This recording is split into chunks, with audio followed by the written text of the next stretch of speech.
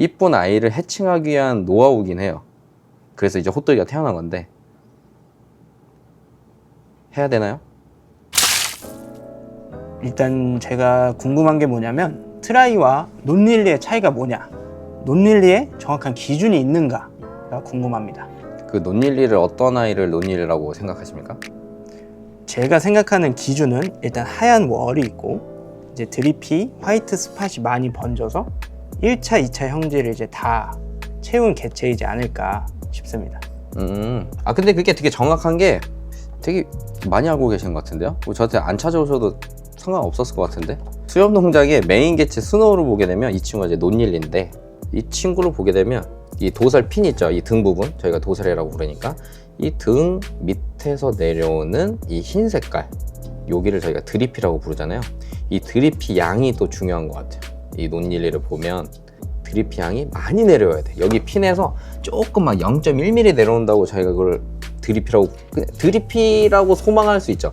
드리피가 내려오면 좋으니까 드리피라고 부를 수 있는데, 드리피가 그래도 몇 미리 정도 내려와 줘야지 그 1차 베이스 색감을 많이 덮습니다. 스노우를 보게 되면 제가 봤을 때 한 3mm 정도 되는 것 같아요. 이 드리피 양이 그렇게 내려와 주고, 밑에 3차 형질 월 옆으로 화이트 스팟이 많이 번져나가서 2차 색감을 화이트로 많이 덮어줘야 돼.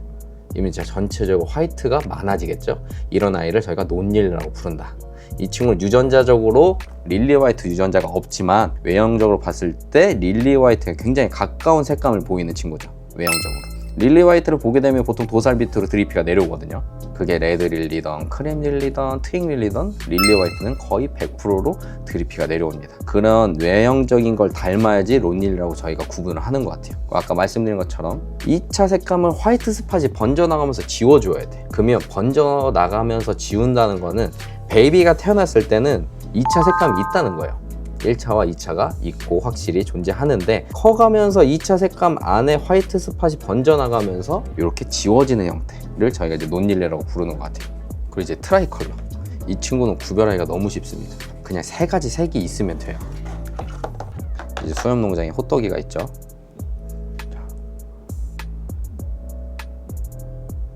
자, 이 친구가 이제 호떡인데, 호떡이를 보게 되면 등 도살 밑에 검정 색깔 1차 형질, 그 옆에 텐저린 색깔 주황색, 그 밑으로 하얀색 월, 3가지 경계가 굉장히 뚜렷해요. 이런 아이를 저희는 트라이 컬러라고 부릅니다. 근데 이제 둘 다 노멀이에요. 노멀이고 거기서 화이트가 더 많이 번져서 전체적으로 화이트가 90% 이상으로 뒤덮인 아이를 저희는 이제 논릴리라고 하는 것 같고, 그 반대 3가지 색을 지닌 아이들은 트라이 컬러라고 한다. 그러면은 트라이는 보통 이제 색감을 얘기하는데 핀 트라이와 이제 익스트림 할리퀸의 차이가 또 있을까요? 색감으로 봤을 땐 트라이 컬러, 패턴으로 나눈 거죠. 그 다음에는 핀 타입과 익스트림 할리퀸 타입. 핀 타입은 이 롤프라는 친구가 있는데, 이 목부터 시작하는 돌기 있죠. 저희가 이제 목을 그 두상을 봤을 때 옆에 이 벽같이 튀어나온 걸 저희가 크라운이라고 하잖아요. 크라운 시작점에서 꼬리 시작하는 곳까지 오돌도돌한 부분을 저희가 핀이라고 부릅니다. 핀이 곱고 두껍게 쭉 이어지면 풀핀, 끊어지지 않으면. 거기서 예전에 제가 입문을 했을 때 핀이 하나라도 빠지면 뭐 99% 핀, 2개 빠지면 98% 핀, 막 이렇게 불렀었는데, 지금 뭐 그런 말을 거의 안 하는 것 같고 총괄적으로 핀 이렇게 부릅니다. 그렇게 등이 일자로 쭉 이어진 아이들을 핀 타입이라고 하고, 호떡이처럼 옆에 레터럴 무늬가 등까지 이어져요. 그 이어진 레터럴 무늬가 등의 패턴과 이어져서 위에서 봤을 때 이렇게 끊어집니다. 이렇게 패턴이 이어지면서 이런 패턴을 지닌 아이들을 익스트림 할리퀸 타입이라고 하는데, 그래서 익스트림 할리퀸 타입의 트이칼을 저희는 그냥 줄여서 트이칼이라고 부르잖아요. 트라이 익스트림 할리퀸, 그리고 핀, 등이 쭉 이어진 타입의 트라이 컬러를 핀 트라이라고 부릅니다. 그래서 그게 2개가 이렇게 대표적으로 존재를 하고, 호떡이 같은 경우에는 이거는 이제 수염농장의 브리딩 꿀팁인데, 말을 해야 되는지 안 해야 되는지 잘 모르겠어요. 이건 약간 노하우입니다. 이쁜 아이를 해칭하기 위한 노하우긴 해요. 그래서 이제 호떡이가 태어난 건데 해야 되나요? 한 번만. 이걸 이제 약간 비기죠. 약간 비법 소스 같은. 호떡이 월을 보게 되면 월이 두껍고 위로 치솟아 있어요. 근데 이제 익스트림 할리퀸 월을 보게 되면 찢어져서 이 상위 레터럴까지 쪽쪽 뻗어 있는 월 모양을 볼 수 있어요. 익스트림 할리퀸의 패턴의 트라이컬러를 보게 되면. 하지만 단점은 있어요. 좀 얇아요, 이 형질 자체가. 이 형질이라고 부르는 거 약간 피부 두께 같은 건데, 이 두께 자체가 조금 얇습니다. 익스트림 할리퀸 패턴의 트라이컬러를 보게 되면. 이제 반대로 핀 트라이 있죠, 등이 일자로 곱게 뻗은 아이들은 월이 굉장히 두껍습니다. 단점은 이 월이 위로 많이 치솟지 않아요. 그래서 전체적으로 봤을 때 이 배면 밑에 월이 깔리게 되고 위에 부분은 2차와 1차 색감만 있는, 그래서 이 화이트 색감 비율 자체가 굉장히 적은 걸 볼 수 있어요, 핀 트라이는. 이게 단점인데, 익스트림 할리퀸 트라이와 핀 트라이가 만나서 두꺼운 파도 같은 월의 모양을 갖추게 된 게 호떡입니다. 호떡이 아빠가 익스트림 할리퀸이고 호떡이 엄마가 핀 트라이 컬러예요.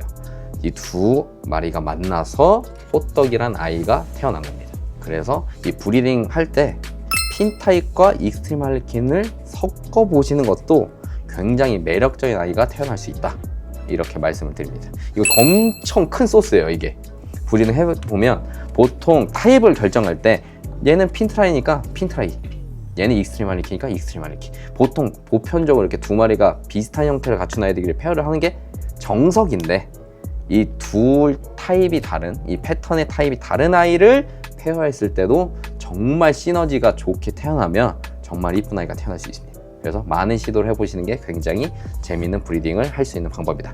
근데 여기서 또 궁금한 거는, 만약에 핀 타입 트라이와 이칼 타입의 트라이를 이렇게 페어했을 때 사장님 경험상 조금 더 강한 형질이 있을까요? 강한 형질은 이 부모 중에 강한 아이가 살아났습니다. 핀 형질이 강한 모개체가 있으면 그 친구의 유전력이 더 세면 그 친구 형질이 더 잘 유전될 것이고, 부개체의 익스트림 할리퀸의 형질이 강하다면 그 아이가 더 많이 태어날 거고, 호떡이의 형제 케이스를 봤을 때는 핀 타입도 태어났고요, 익스트림 할리퀸 타입도 태어났습니다. 그래서 두 마리가 태어나잖아요. 보통 클러치메이트가 한 마리는 익스트림 할리퀸으로 태어났고 한 마리는 핀 타입으로 태어났어요. 그래서 모개체를 더 많이 닮은 아이가 태어날 때도 있고 부개체를 더 많이 닮은 아이가 태어날 때도 있고, 그래서 브리딩에는 정답이 없다, 100%로 이럴 것이라는 게 거의 없습니다. 그래서 케이스를 많이 가져봐야지 알 수 있는 것 같고, 핀 타입과 익스트림 할리퀸이 적절하게 섞여서 태어난 아이도 있고, 그래서 강한 아이가 더 유전이 잘 된다. 그래서 저희가 이제 브리딩 할 때 이 친구는